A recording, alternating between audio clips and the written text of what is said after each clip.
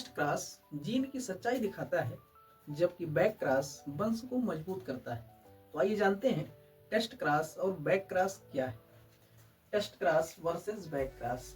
Test cross को परीक्षण संकरण और बैक क्रॉस को संकर पूर्वज संकरण कहा जाता है। तो सबसे पहले एक कॉमन चीज है कि जब भी संकरण होता है तो संकरण के लिए आरेख टेस्ट क्रॉस हो चाहे बैक क्रॉस, दोनों में ही बनाया जाता है। तो एक सिंपल आरेख है जिसमें जनक के अंतर्गत प्रभावी जनक और अप्रभावी जनक में शुद्ध लंबे तथा शुद्ध पौने लक्षण वाले पौधे लिए गए और इनके बीच क्रॉस कराया गया और इस प्रकार इनकी F1 जनरेशन तैयार हुई। इसमें 4 संकर संतानें एक जैसी आई, यानी विषमयुग्मजी संकर। अब यदि इन किसी एक संकर संतान का संकरण अप्रभावी जनक से कराया जाता है तो क्या होता है, और यदि दोनों से कराया जाए तो क्या होता है, यही है परीक्षण संकरण और संकर पूर्वज संकरण का आधार। तो जब F1 पीढ़ी के किसी एक संकर संतान का संकरण उसी के अप्रभावी जनक से कराया जाता है, क्योंकि स्मॉल टी अप्रभावी है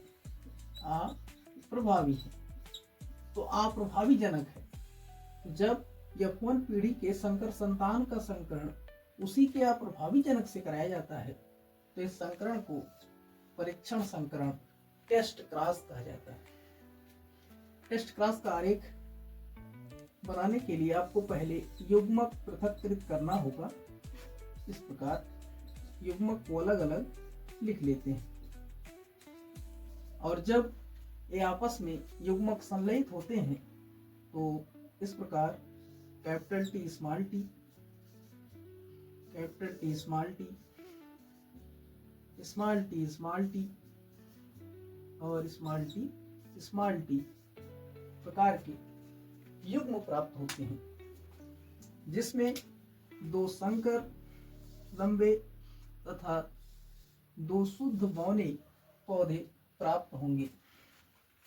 जबकि संकर पूर्वज संकरण में परिभाषा इस प्रकार लिखना है कि जब F1 पीढ़ी के किसी एक संकर संतान का संकरण उसके प्रभावी अथवा अप्रभावी जनक से कराया जाए, क्योंकि प्रभावी जनक और अप्रभावी जनक F1 पीढ़ी के संतानों के लिए पूर्वज है, क्योंकि कैपिटल T स्मॉल t का पूर्वज कैपिटल T है अथवा स्मॉल t है। इसलिए इसका संकरण चाहे इससे करा दिया जाए चाहे इससे करा दिया जाए, दोनों की कंडीशन में यह संकरण संकर पूर्वज संकरण कहलाएगा। जब F1 पीढ़ी के किसी एक संकर संतान का संकरण उसके किसी भी जनक से कराया जाता है तो इस संकरण को संकर पूर्वज संकरण का आरेख। इसके लिए चाहे, क्योंकि एक बार कैपिटल T स्मॉल t और स्मॉल t का बन चुका है, तो अगला बताते हैं capital T small t cross capital T। इसके लिए आपको सबसे पहले युग्मक पृथक्कृत करना है, जिसमें कैपिटल T और स्मॉल t, यहाँ पर कैपिटल T और कैपिटल D पृथक हो जाएंगे। अब इसको आप चेक बॉक्स या आरेख के जरिए कर सकते हैं।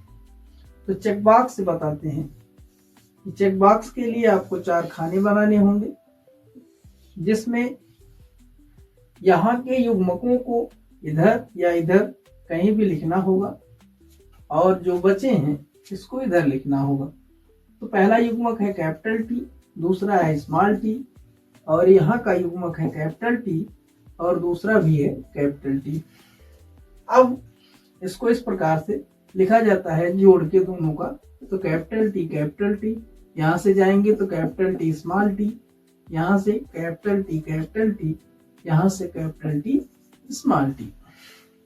इसमें 2 यानी कैपिटल T 2 शुद्ध लंबे पौधे हैं, जबकि कैपिटल T स्मॉल t 2 संकर लंबे पौधे हैं। So thank you for watching this video.